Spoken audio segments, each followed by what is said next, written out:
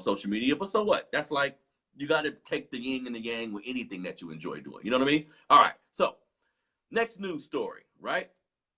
So this one is about this crooked ass system again, but it's just happenstance. I didn't mean to talk about these two stories in a row, but it's how it be. You feel me? Now,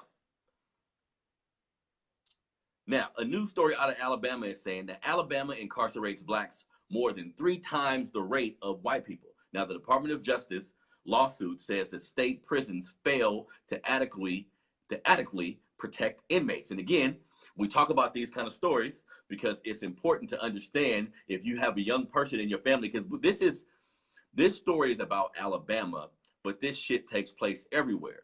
Every state in the country, in my belief, most states in the country, if you look at the prison system, we are overly represented in that system, right? So a lot of these stories are meant to, if you have a young person in your life, if you have a young man, a young cousin, a nephew, whatever you have in your life, a young dude, he needs to understand how much the chips are stacked against us to a degree. He needs to get his ass a job or open a business or do some shit that's productive, because this system is waiting for you to fuck up. You feel me? Now, again with the story, widespread violence and sexual abuses are prevalent inside Alabama's 13 men's prisons, and state officials have not taken enough measures to protect inmates. This is according to a recent federal complaint lodged by the U.S. Department of Justice. So the U.S. Department of Justice is going at these prisons based on how bad they're doing. And you know it has to be hella bad when white folks is telling you, hey man, stop. When white folks is telling other white folks,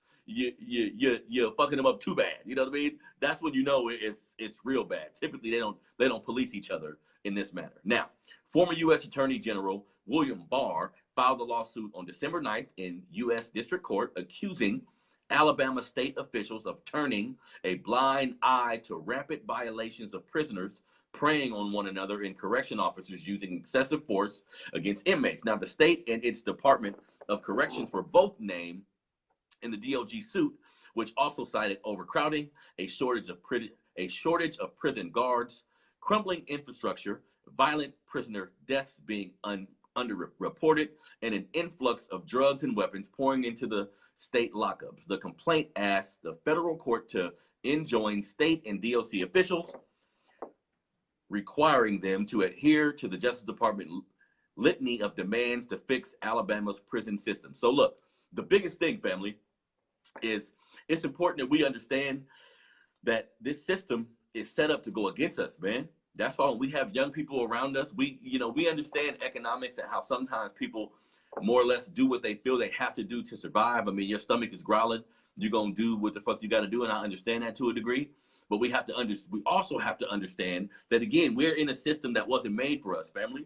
So if we're going to maneuver through it the correct way, we have to be aware, not to scare people, but we have to be aware of what we're up against. We have to be aware of how devious this beast is. And once you get in jail, that's slavery, family. That's slavery. That's slavery. Slavery was abolished except for when your ass go to jail. So that's modern day slavery. You making all these products for these companies, all these people investing in privatized prisons. This is a big ass business. You know what I mean? That unfortunately, because of our stake in this country, we get put at the back of the bus again. Because of our stake in this country, we get used as damn near the guinea pig for a lot of this shit. You know what I mean? So hopefully they get that right in Alabama, family. But keep in mind, this is probably the situation in several prisons throughout other states in this country, right? So that's why when we look at like black politicians and even just white politicians, anybody that's fair-minded, we need to be aware of who's in charge of dealing with these type of things so we could try to make some sort of leeway, you know what I mean? But the biggest thing for a black man, what I would tell a black man, try to put yourself in positions where you don't have to worry about going to prison.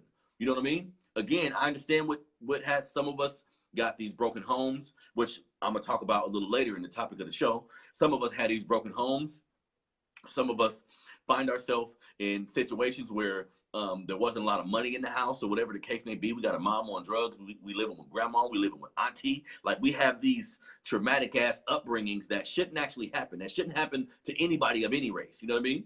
So yes, we have to acknowledge that, but we got to figure out ways around the system. We got to figure out ways to kind of unpack what some of these situations has done to us. You know what I mean? So again, Hopefully they make some corrections, but black men, we need to stay out of these prison systems. We need to stay out these people way. You know what I mean? So let's go, family. One more news story, then we're going to go to the topic. The topic is, why do some black men act like they mama? You feel me? That's what we're going to get into. You feel me? We're going to get into the psychology of why some black man is too damn emotional. We too goddamn don't got communication skills, all this shit. Some of this shit is rooted in how we got here. Some of it is rooted in what has taken place and what's transpired with us since we've been here. So we're going to get into that in a minute. You feel me? So the topic of the day is, why do some black men act like they mama, family? Now, the last news story